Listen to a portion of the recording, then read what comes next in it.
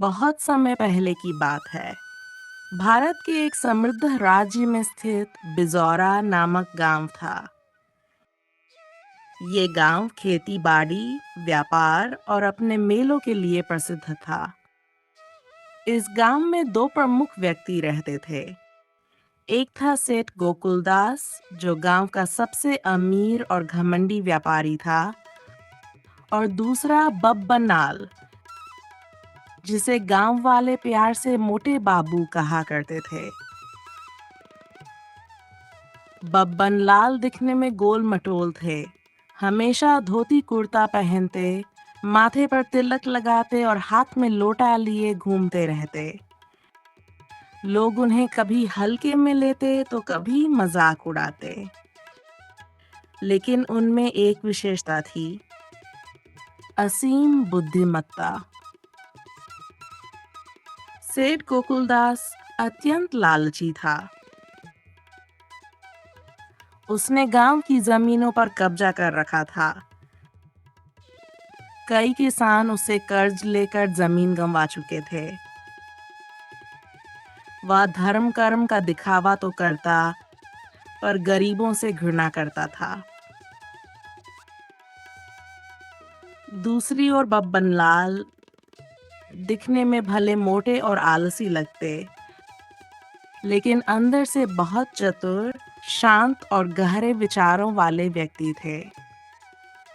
उन्होंने जीवन में कभी किसी से जरूरत से ज्यादा नहीं लिया और गांव वालों की छोटी-छोटी समस्याओं को अपनी चतुराई से सुलझाया। गांव के लोग भले उन्हें आलसी कहें, लेकिन जब कभी कोई संकट आता, तो वही मोटे बाबू सबसे पहले रास्ता सुझाते। एक बार की बात है, सेठ गोकुलदास ने गांव के बाहर बह रही सोनगंगा नदी के किनारे की जमीन हड़पने की योजना बनाई।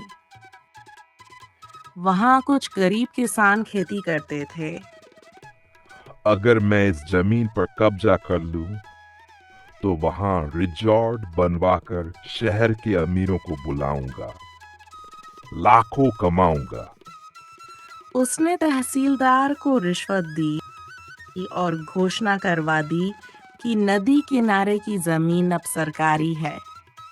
गरीब किसान घबरा गए। कोई कुछ नहीं कर पा रहा था। उसी समय एक किसान रोते हुए मोटे बाबू के पास आया और बोला, बाबूजी, अब हम कहाँ जाएंगे? हमारे खेत छिन गए। बब्बनलाल कुछ देर चुप रहे, फिर बोले, ये सेठ कितना भी चालाक हो, हम किसानों से ज्यादा नहीं। अब समय आ गया है एकजुट होने का। बब्बनलाल ने एक अनोखी योजना बनाई। उन्होंने गांव वालों से कहा, सभी किसान एक दिन खेत में इकट्ठा हों और जो भी मैं कहूँ वही करें। सब लोग अपने अपने खेतों में हल चलाओ। एक बार फिर फसल उगाने का दिखावा करो और नदी के पानी से सिंचाई भी दिखाओ। सेठ को भनक भी नहीं लगी। अगली सुबह मोटे बाबू ने अपने पुराने मित्र, शहर के पत्रकार नरेश कुमार को गांव बुलाया।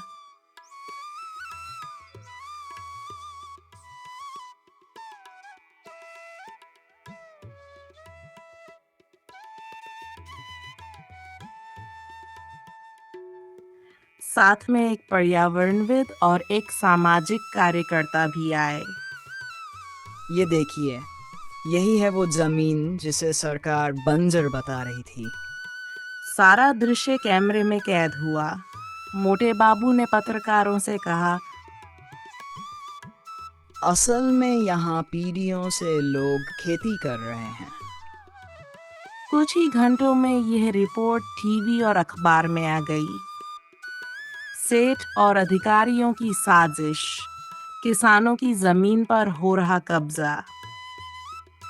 जैसे ही खबर फैली, जिला कलेक्टर ने जांच का आदेश दिया। तहसीलदार सस्पेंड हुआ और सेठ गोकुलदास को तलब किया गया। गांव में हलचल मच गई। सेठ गोकुलदास बौखला गया। वह सीधा मोटे बाबू के घर गया। सेठ ने कहा, तुम्हारी हिम्मत कैसे हुई मेरी योजना पर पानी फेरने की? मोटे बाबू हंसते हुए बोले, अरे सेठ जी, आप जैसे लोग सिर्फ पैसों से सोचते हैं, लेकिन हम किसान दिमाग से भी सोचते हैं। आप इस जमीन को हथियाना चाहते थे, लेकिन हमने मिलकर सच उजागर कर दिया। गांव के लोग तालियां बजा रहे थे। सेठ को पहली बार हार स्वीकार करनी पड़ी। इस घटना के बाद से मोटे बाबू की इज्जत गांव में और बढ़ गई। अब लोग उन्हें सिर्फ मजाक में मोटा नहीं कहते थे, बल्कि उनके नाम के आगे बाबूजी जोड़ने लगे। सरकार ने किसानों को जमीन के कागज दिए और बब्बनलाल को ग्राम प्रहरी का पद सम्मान पूर्वक सौंपा गया। सेठ गोकुलदास अब पहले जैसा घमंडी नहीं रहा। वह मोटे बाबू के पास आया और बोला, शर्मिंद, आपने जो किया वह मैं कभी नहीं कर पाता, मुझे माफ करें। माफी मांगना कमजोरी नहीं, समझदारी की निशानी है। अब इस गांव के लिए कुछ अच्छा करते हैं।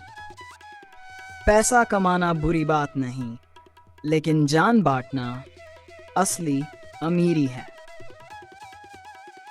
एक दिन मोटे बाबू बीमार हो गए और ये खबर जंगल की आग की तरह पूरे गांव में फैल गई। अरे मोटे बाबू बीमार पड़ गए हैं। क्या सच में कोई बीमारी है? पता नहीं भाई, लेकिन हालत अच्छी नहीं है। गांव में हड़कंप मच गया। हर गली, हर चौराहे पर एक ही चर्चा, मोटे बाबू को क्या हो गया। लोग अपने अपने घरों से बाहर निकलने लगे। बच्चों से लेकर बूढ़ों तक हर कोई चिंतित था। उनकी आंखों में चिंता भी थी और दुआ भी। लेकिन इस भीड़ के पीछे चुपचाप खड़ा था सेठ गोकुलदास। वह मन ही मन मुस्कुरा रहा था।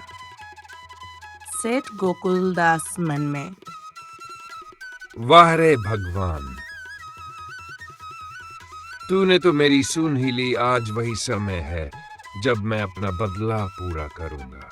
मोटे बाबू, अब देखो तुम अपनी औकात। गांव वाले तो तुम्हें जैसे कोई देवता मानते हैं, लेकिन आज जब तुम बिस्तर पर पड़े तड़प रहे हो, तुम्हारा कोई नहीं आएगा बचाने। अगर इस बार बच गए न तुम, तो फिर मेरी इज्जत इस गांव में मिट्टी में मिल जाएगी। नहीं नहीं, ऐसा नहीं होने दूंगा। अब मैं चाल चलूंगा, और चाल भी ऐसी कि सबके होश उड़ जाएंगे। उस रात सेठ अपनी हवेली में बैठा धीरे धीरे अपनी योजनाओं को रच रहा था। सुनो, खबर फैला दो पूरे गांव में कि डॉक्टर सिर्फ मेरी गाड़ी से आएगा, और डॉक्टर से भी कह देना फीस दोगुनी होगी। और हाँ, गांव वालों से कह देना, अगर उन्हें अपने मोटे बाबू को जिंदा देखना है तो पहले मेरा पुराना कर्ज चुकाओ, वरना डॉक्टर इस गांव में कदम भी नहीं रखेगा। अब खेल शुरू हो। अगले दिन गांव में एक अजनबी आया। एक साधु, लंबी जटाएं, हाथ में कमंडल, माथे पर तिलक, वह शांत था, लेकिन उसकी आंखों में रहस्य था। गांव के एक बूढ़े व्यक्ति ने उस साधु को देखा और अपने घर बुला लिया। बूढ़े ने साधु को प्रेम पूर्वक भोजन कराया और फिर धीरे से कहा, महाराज, इस गांव में दो बड़े व्यक्ति हैं। एक है मोटे बाबू, गांव के प्यारे और सज्जन। दूसरा है सेठ गोकुलदास, लालची और कपटी। मोटे बाबू बीमार हैं और पूरा गांव दुखी है। ये सुन साधु गंभीर हो गया। साधु और वह बूढ़ा व्यक्ति मोटे बाबू के घर पहुंचे। मोटे बाबू बिस्तर पर पड़े हुए थे, कमजोर, लेकिन मुस्कुराहट नहीं छोड़ी थी उन्होंने। साधु ने अपने कमंडल से कुछ जल छिड़का, फिर आंखें बंद की और एक मंत्र पढ़ना शुरू किया। साधु नमः शिवाय, रोग विनाशाय, जीवन रक्षकाय नम। धीरे धीरे, जैसे किसी चमत्कार ने जन्म लिया, मोटे बाबू की आंखें खुलने लगीं, चेहरे पर रौनक लौट आई। गांव वालों ने ये देखा तो खुशी से झूम उठे। गांव वाले, मोटे बाबू ठीक हो गए, जय हो बाबा की। लोगों की आंखों में खुशी के आंसू थे।